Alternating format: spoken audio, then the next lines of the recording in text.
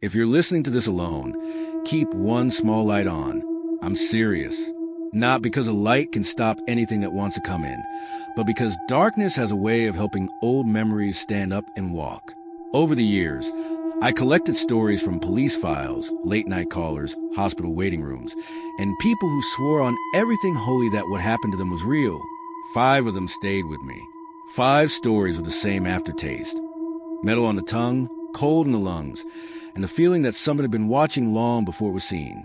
In every one of them, there was a warning, a sound, a smell, a tiny wrong detail dismissed too quickly. And in every one of them, that mistake nearly cost someone their life. So if tonight you hear breathing where no one should be or footsteps where no road exists, do yourself a favor. Don't answer. Don't follow. And whatever you do, don't open the door. The first story came from a woman named Elena Navarro, 29, a night auditor at a faded business hotel off Interstate 10 outside Tucson. In the winter of 2018, she was newly divorced, living in a second-floor apartment that smelled faintly of coffee grounds and bleach because the walls were thin and the downstairs tenant cleaned obsessively before dawn. Her life was painfully ordinary. Vending machine dinners at work, phone calls with her mother in Nogales, dry desert wind tapping mesquite branches against her bedroom window at 2 in the morning. She liked ordinary. After the divorce, ordinary felt safe. Then one Thursday, a man checked into the hotel without luggage. Mid-50s, sunburned neck, wedding ring. He kept glancing toward the highway as if waiting for headlights only he could recognize.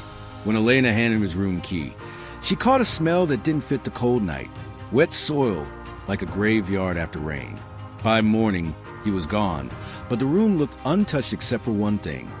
The bedside phone receiver had been laid gently on the carpet, and the line was still open, whispering with faint, human breathing. She told herself it was a prank, bad connection, some lonely drifter doing lonely things. But the next night, while balancing receipts at 3:07 a.m., the front desk phone rang from that empty room. She answered and heard nothing at first, only the softest of distance, then 3 slow taps, like fingernails against plastic. Tap, tap, tap. After that came breathing, close and damp, and a voice so thin it sounded torn.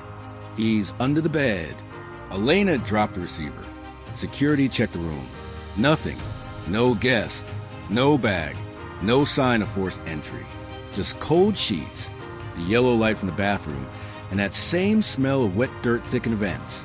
She laughed it off with Marco, the maintenance man, a widower in his 60s who wore St. Medals around his neck and kept peppermint in his pocket. But when she returned home after sunrise, exhausted and raw-eyed, she found 3 small crescent-shaped scratches on the inside of her apartment door, as if someone had tested the wood from the hallway with very careful nails. The second tale belonged to Ibrahim Rahman, a rideshare driver in East London during the wet autumn of 2021, when the city carried the smell of diesel, rain, and fried food all night long. He was 34, married, saving for a takeaway shop with his wife, Samira.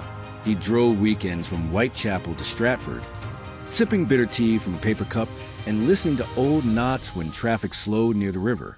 One Friday at 2:43 a.m., he picked up a fare outside the Royal London Hospital.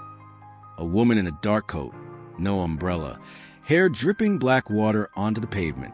She slid into the back seat without a word. In the mirror, her face looked blurred, not hidden, blurred like breath on glass. The app showed no destination, only a pin dropping and vanishing across the map. Ibrahim asked where she was headed. She finally answered, barely above a whisper, "Home." Her voice had a watery echo to it. He noticed the smell then. Not perfume, not rain, stagnant river water and something sour beneath it. When they stopped at a red light, he looked back again and saw the seatbelt hanging loose. The back seat was empty. Only the leather was wet. Then his phone spoke in a navigation voice, though he had muted it hours earlier. "Turn around," it said. "She's still inside." He pulled over so hard the tires kissed the curb. His hands went numb. He could taste acid rising in his throat. Samira begged him, over speakerphone, to come home, but he kept hearing a second sound beneath her voice, a faint bangling clink, delicate as glass bracelets tapping together. It came from the back seat, then from the trunk, then from somewhere impossibly close to his left ear. He opened the trunk under a street lamp. Nothing inside except jumper cables and a prayer cap, but water dripped steadily from the rubber lining, ticking onto the asphalt like a patient clock. An old Bangladeshi shopkeeper from a nearby off-license crossed himself in his own way and told Ibrahim that years earlier, a woman had gone into the canal with her baby after a dispute no one in the family would discuss. People still reported wet footprints in the back seats of many cabs near the hospital road. Ibrahim drove home before dawn, reciting every prayer he knew. As he parked, Samira opened the passenger door and froze. There, on the rear fog window, drawn from inside by a single finger, was one word: home. The third story was less ghostly, which somehow made it worse. It happened in the monsoon of 2019 in a narrow lane of Pune, where concrete buildings sweat in the rain, and every evening smelled of frying chilies, wet dust, and incense. Miracle Carney was 22, a nursing student, living with her aunt while finishing exams. Her world was textbooks, crowded buses, cheap chai in paper cups, and a temple bell that rang at 6 each morning from the end of the road. Across from her aunt's building stood an old yellow bungalow half swallowed by bougainvillea. Everyone said it had been empty for years. Mira believed that until she started noticing the upstairs bathroom light come on at exactly 3 a.m., a dim yellow square in the storm. Always for 11 minutes. Always off again before the stray dogs started barking. Her aunt said it was bad wiring. The watchman said boys snuck in there to drink. Mira tried to believe either explanation, even after she began seeing a figure at the frosted window, tall, motionless, one hand pressed flat against the glass. Then the calls began. No caller ID, no voice, only rain static and slow breathing. One night, as thunder rolled so low it rattled the steel tumblers in the kitchen, the caller finally spoke. "You are the girl with the green umbrella." Mira's mouth went dry. She did own one, bright green, broken on one side. She had used it every day that week. Her aunt called the police, who shrugged it off as harassment, blocked the number. Simple advice, useless advice. Because the next evening, Mira found photographs slipped under the apartment door, grainy images of her from across the street, hanging laundry on the balcony, studying by the window, sleeping with a book over her chest. In every picture, the angle was high, upstairs, from the yellow bungalow. The supporting bolt in her mind finally snapped. She and the watchman crossed the lane in the rain, torchlight trembling, shoes sinking into moss and mud. Inside, the house smelled of mildew, rat droppings, and stale aftershave. They found wires run illegally from a junction box, a mattress, food wrappers, and in the bathroom upstairs, facing the frosted window, a chair. Beside it sat a stack of labeled notebooks. Dates, times, clothing colors, bus routes, exam schedules. Her life, itemized by a man she had never once seen clearly. The fourth tale came from Deputy Aaron Vance in rural West Virginia, late October 2016. He wasn't a superstitious man, 38, divorced, one daughter on weekends. The kind of deputy who believed every mystery had a receipt attached somewhere if you looked long enough. He took a call just before midnight about a disabled school bus on an abandoned mining road outside Beckley. Fog sat low over the gravel, and the trees looked like black lungs breathing against the sky. His cruiser heater blew dust-scented warmth on his hands as he climbed the ridge. He found the bus exactly where dispatch said it would be. Engine dead. Folding door open. Interior lights flickering weakly over rows of cracked vinyl seats. No driver. No children. Only a lunchbox rolling gently in the aisle each time the wind touched the frame. He stepped inside and heard the sound that stayed with him for years. The faint patter of many small shoes running, though every seat was empty. Then a little girl's voice, somewhere near the back, asked, "Did you bring my mother?" Aaron drew his weapon, more from reflex than reason. The air inside that bus was wrong, cold enough to sting the teeth, smelling of pennies and wet wool. Dispatch crackled uselessly in his radio, words breaking apart in static. At the rear emergency exit, he found handprints on the glass, tiny ones, layered over larger, smear prints. Outside, in the mud beyond the bus, there were no tracks except his own. He later learned a county bus had gone off that same ridge in 1987 during freezing rain, killing the driver and 6 children. Officially, the wreck had happened half a mile away. Officially, but while Aaron photographed the interior, his flashlight beam caught a child's reflection seated in the 3rd row. Blonde hair tied with ribbon, head tilted, skin bluish in the pulsing light. He spun around, empty seat. When he turned back to the window, the reflection was closer, right behind him. He ran, fully grown man, armed deputy, boots slipping in gravel, sprinting through fog while the sound of little feet chased him down the road. He reached the cruiser, slammed the door, and saw 6 small handprints bloom at once across the outside of the windshield. The 5th and final story was told quietly in a hospital corridor in Louisiana in 2023 by a paramedic named Celeste Broussard. She was 31, engaged, competent, the sort of woman who could intubate a patient while hurricane winds screamed at the bayou windows. The call came just after 4 a.m. from a farmhouse beyond Houma, where the marsh grass hissed in the dark, and every ditch reflected a strip of moonlight like a blade.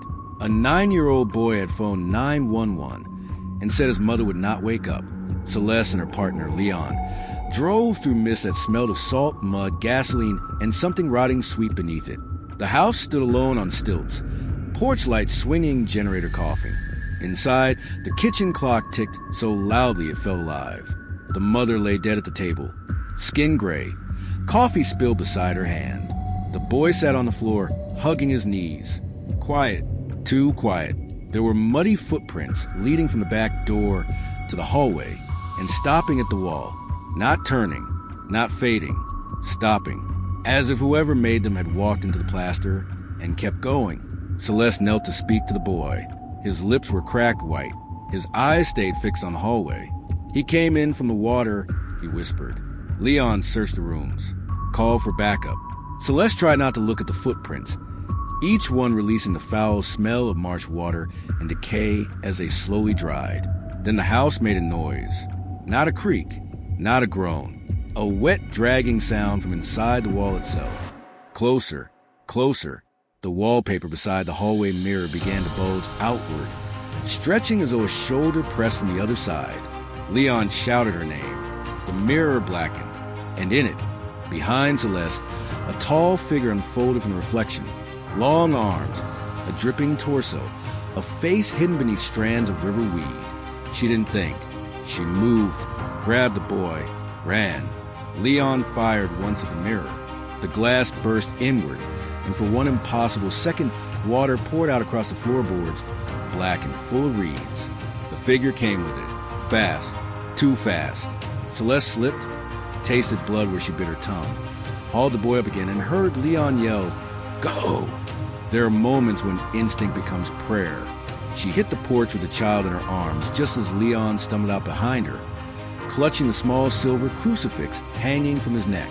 He turned, thrust it toward the doorway, and shouted, "In God's name, stay where you drown." The swinging porch light steadied. The generator stopped coughing, and the thing in the doorway paused. It didn't scream. It didn't lunge. It just stood there, leaking marsh water onto the wood, until the first red flash of the arriving sheriff's lights touched the yard. Then it folded backward into the dark house like smoke being inhaled. Police wrote up the farmhouse death as cardiac. Arrest complicated by storm stress. No intruder found. No animal found. No explanation for the footprints. Leon quit EMS 2 months later. Celeste still worked, but never took overnight calls near open water again. The boy went to live with an aunt in Baton Rouge and refused for weeks to sleep unless every mirror in the room was covered. Elena left Tucson. Ibrahim sold his car. Mira finished nursing school, but kept her curtains pinned shut at night. Aaron transferred to court security and never drove that mining road again. Different places, different lives, same pattern. A wrong smell, a wrong sound, a warning dismissed because ordinary life trains us to be polite to terror until terror is standing in the room. And every so often, when rain hits glass just right or a dead phone line carries a breath too long, each of them is carried back to that first red flag. The wet dirt, the river stink, the static, the tiny running feet, the soft drag from inside the wall. So remember this. Evil rarely arrives screaming. It knocks softly. It watches. It waits for you to call it coincidence. If you ever hear breathing on an empty line, if you ever see a hand where no body stands, if you ever smell wet earth in a locked room, don't stay to make sense of it. Leave. And if stories like these keep you awake, you already know why people listen. Stay careful. Stay kind. And if the dark ever starts listening back, let's not meet again. Word count, 1814.